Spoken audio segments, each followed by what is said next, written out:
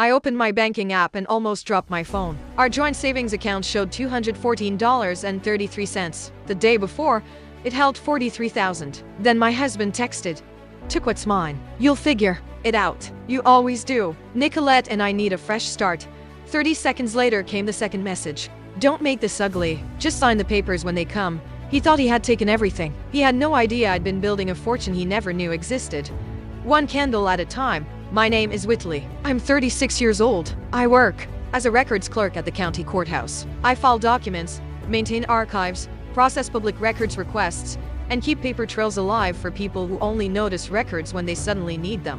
It's steady work, quiet work, invisible work, the kind people nod at politely and then forget the second the conversation moves on. I was married to Grant Holloway for 9 years. He's a pharmaceutical sales rep with a good salary, a company, car, and just enough charm to make strangers think he's generous. At home, he was mostly indifferent. He liked being taken care of. He liked dinner ready, bills tracked, repairs handled, birthdays remembered, laundry folded, and feelings managed. I was the one who kept life moving. Grant supplied income, but not effort. He told people I was simple, like it was sweet. What he meant was that I didn't ask for much, so he didn't have to give much thought in the evenings. I made hand-poured candles and home fragrance products. That was my joy, my rhythm, my little private world of oils, wax, labels, and heat. Grant mocked it openly. He called it my cute little hobby. He told his friends I played with wax. What he didn't know was that my cute little hobby had annual revenue he couldn't dream of. And I never told him a single dollar of it. If someone ever dismissed your passion as a hobby, if they laughed at the thing you built with your own hands while they contributed nothing, subscribe to this channel. You're in the right place. Tell me in the comments what you've been building in silence. Click hype and let's get into this story. Grant's travel schedule had been growing for almost a year. More conferences, more late flights, more weekends, a way that somehow counted as work. I noticed, of course I noticed, but I didn't push. By then I had learned that asking direct questions only earned me tired sighs and long arguments that left me feeling like I had done something wrong by wanting the truth. The truth came anyway. Not through suspicion, through humiliation. It was a Friday evening. I was in the kitchen making dinner, onions sizzling in the pan, the smell of garlic and butter hanging warm in the room. Grant walked in with his overnight bag, set it down by the island, and told me he was leaving like he was canceling cable. "I've met someone," he said, flat, rehearsed. "Her name's Nicolette. She's a model. Brand work, runway stuff. I'm not gonna sugarcoat it. She's everything I've been missing. I deserve to feel alive, Whitley." I turned off the stove because suddenly the sound was too loud. "How long?" I asked. 5 months. "But it doesn't matter how long. What matters is I'm done pretending this is enough." He gestured around the kitchen, around the home I had held together for almost a decade, like it was a cage, like I had trapped him with clean towels and meal planning. "And the money?" I asked. "Our savings?" He shrugged. "I put most of it in. I'll take most of it out." "That's fair. You've got your little job. You'll land on your feet. You always do." Then he walked out of the kitchen and started packing more things. The next morning, the account was drained. $43,000 gone. He had already switched his direct deposit to a new personal account. No warning, no discussion, just extraction. 3 days later, I saw Nicolette's Instagram story. Boutique hotel suite, champagne bucket, city lights through giant windows, Grant in the background smiling like he had won something. The caption said, "He finally chose happiness, and happiness looks like this." A follower asked about his wife in the comments. Nicolette replied, "Ex-wife soon lol. She made candles or something. He needed a real partner." I stared at that screen until my vision blurred. The candle wife. That's what I was to them. A punchline with wax stains. She didn't know what candles could build. And neither did the man lying next to her in that hotel room, spending money he thought was all he had. Grant moved fast to rewrite the story. He told mutual friends our marriage had been dead for years. He said we had grown apart. He said I had let myself go, that I had stopped trying, that he had stayed longer than most men would have. It was neat, convenient. It made him sound brave instead of cruel. One friend called me, voice awkward and careful. "Grant said you guys just grew apart," she said. "He said you weren't interested in, keeping things exciting. He seems really happy with Nicolette." I heard what she didn't say out loud. I wasn't enough. Not pretty enough. Not fun enough. Not alive enough. The script had already been written, and I was cast as the dull wife who got replaced by better lighting. Then the financial cruelty deepened. His attorney sent the first divorce paperwork with a proposal so insulting I actually laughed once before I got angry. Grant wanted the car, the investment account, and for me to buy out his share of the house. The same house I had been paying the mortgage on alone for the last 3 years while he spent bonuses on watches, golf trips, and tailored suits. The letter estimated my assets as minimal and my earning capacity as limited. Records clerk. No advanced degree. Grant texted me right after. Just sign it, Whit. We both know you don't have money for a real lawyer. Let's not drag this out. That might have worked if he knew me at all.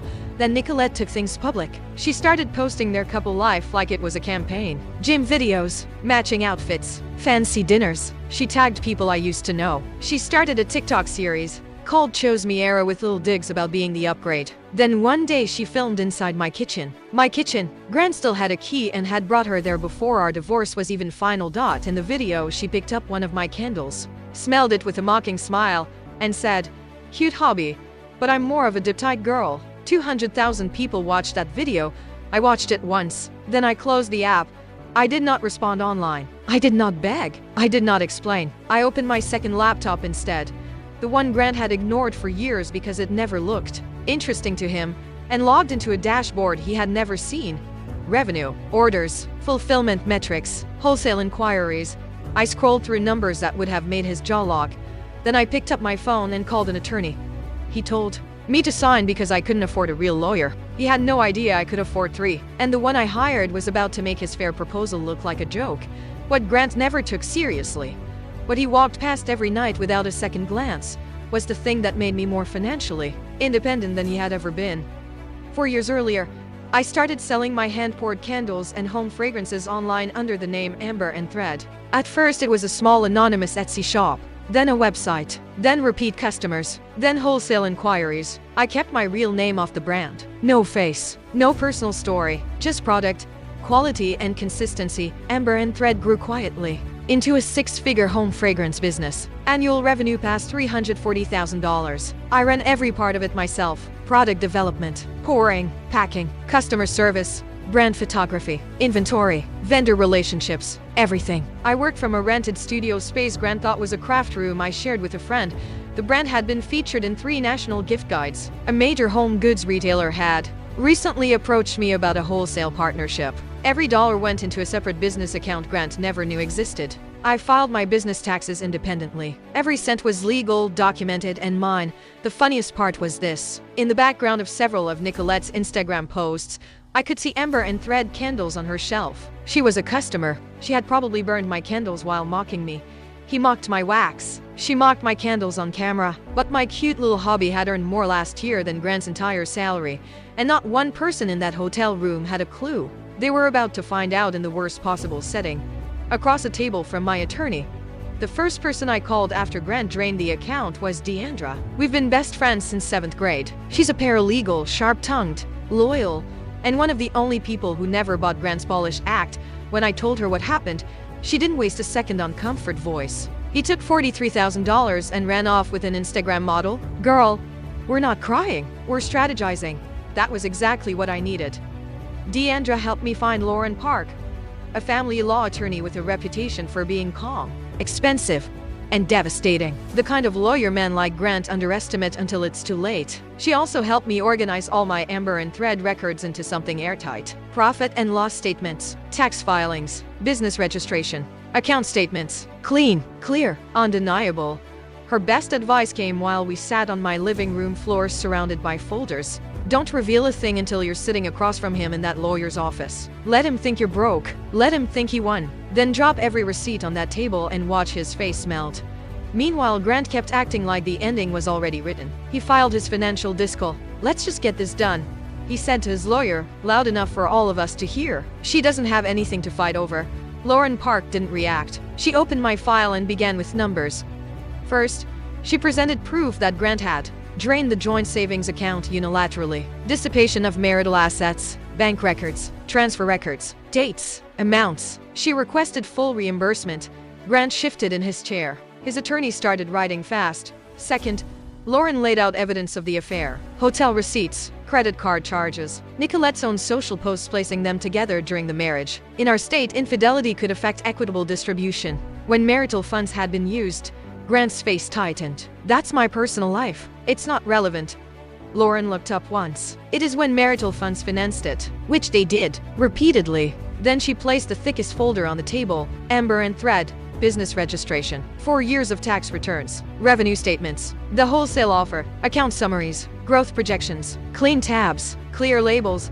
Lauren said, "My client operates a sole proprietorship generating over $340,000 in annual revenue, a business built entirely with her own labor, funded independently during a marriage in which her spouse contributed nothing to its creation and had no knowledge of its existence." Grant stared at the numbers like they were written in another language. "That's the candles?" he said. "The candles make 300. I spoke for the first time. 342,000 last year, before the wholesale deal, which will likely double it. You called it playing with wax. You told your friends I had a cute hobby. That cute hobby is worth more than your 401,000 grand.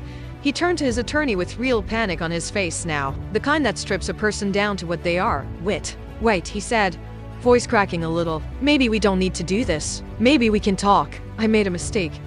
I looked at him and felt nothing warm. "You didn't make a mistake. You made a choice. You chose Nicolette. You chose to drain our savings. You chose to call me simple. Now I'm choosing myself.